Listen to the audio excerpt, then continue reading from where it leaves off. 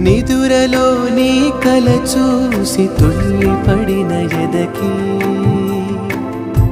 ఏ క్షణం ఎదురవుతావో జోల పాటవై ఆకలని అడగక ముందే నోటి ముద్ద నువ్వై ఏ కథలు వినిపిస్తావో జాబిలమ్మ